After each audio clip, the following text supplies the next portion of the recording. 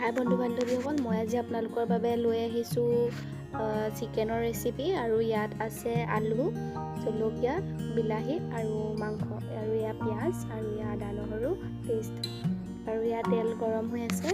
আৰু ইয়াত গৰম হোৱা তেলত পিঁয়াজ দি দিব, আৰু পিঁয়াজখিনি অকণমান আমলৰীয়া বৰণ হোৱাৰ পাছত ইয়াত আদা নহৰু পেষ্টখিনি দি দিয়া হ'ব।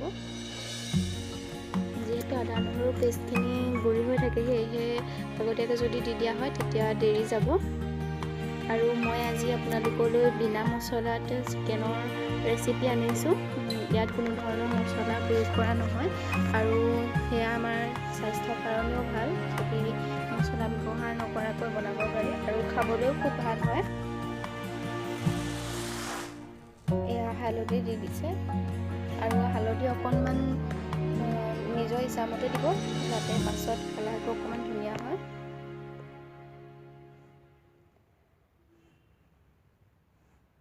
বেছি মছলা ব্যৱহাৰ কৰি মাংস খালেও স্বাস্থ্যৰ কাৰণে বৰ এটা ঠিক নহয়, কাৰণ সদায় মছলা খোৱাৰ পৰা আঁতৰতে থাকিব লাগে।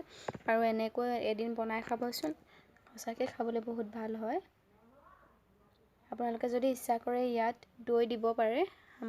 ইয়াত আমাৰ দৈ দিয়া হোৱা নাই, আপোনালোকে যদি বিচাৰে দিব পাৰে। আৰু মাংস যেতিয়া আদা নহৰু আৰু পিঁয়াজখিনি অলপ আমলৰীয়া বৰণ পৰিব, তেতিয়া ইয়াত দেউতাই জলকীয়া দিব। আচলতে আজিৰ ৰেচিপিটো মোৰ দেউতাই বনাইছে।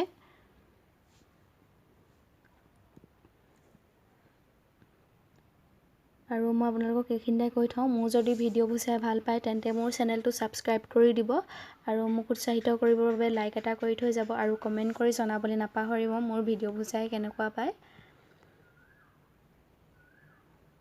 আৰু মই কৈছোঁৱেই, ইয়াত কোনো ধৰণৰ মছলা ব্যৱহাৰ কৰা নহয়। এনেদৰে মাংসখিনি লৰাই দিব, যাতে আদা নহৰু আৰু পিঁয়াজ হালধি চব লাগি যায় মাংসখিনিত। আৰু যেতিয়া মাংসখিনিৰ পৰা মাংসখিনিয়ে তেল এৰি দিব, তেতিয়া ইয়াত আলু দিয়া হ'ব। বৰ বেছিকৈ ড্ৰাই ফ্ৰাই নকৰে, ড্ৰাই ফ্ৰাই কৰিলে মানে গ্ৰেভি মাংস খাবলৈ বেয়া হয়। আৰু ইয়াত দেউতাই অলপমান পিঁয়াজ থাকি গৈছিলে, সেয়া দি দিছে, কাৰণ গোটেইখিনি পিঁয়াজ তেলত দি নিদিয়ে। আপোনালোকেও এইটো প্ৰক্ৰিয়াত ভাজি চাবচোন, সঁচাকৈ খাবলৈ খুব ভাল হয়। আৰু এনেকৈ বনাই খালে স্বাস্থ্যৰ কোনো হানি নহয়। আচলতে বহুতে খাবও নোৱাৰে মছলা দিয়া চব্জি, সেয়েহে যিখিনিয়ে খাব নোৱাৰে, যিসকলে আচলতে খাব নোৱাৰে, তেওঁলোকৰ বাবে এনেকৈ বনালে খুবেই ভাল হয়। আৰু এয়া মাংসই তেল এৰি দিছে, আৰু ইয়াত এতিয়া আলু দি দিব। বিলাহীখিনি যেতিয়া আলু আৰু মাংস অলপ সিজিব, তেতিয়াহে বিলাহীখিনি দিয়া হ'ব। নহ'লে বিলাহীখিনি দি দিলে মানে আগতীয়াকৈ বিলাহী পানী ওলায়, মাংসখিনিত পানী শুকাবলৈ নুশুকায় আচলতে।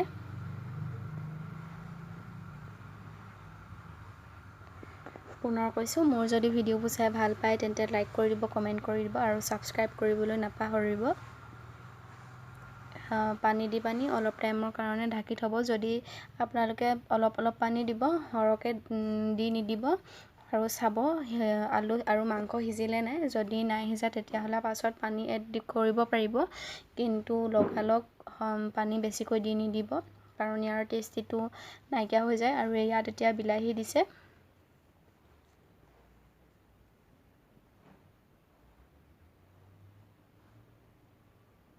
আৰু এনেকৈ বনাই খাই মোক কমেণ্ট কৰি জনাবলৈ নাপাহৰিব। আৰু এয়া চাওক, সঁচাকৈ বহুত ধুনীয়া হয় বিনা মছলাত বনোৱা মাংস।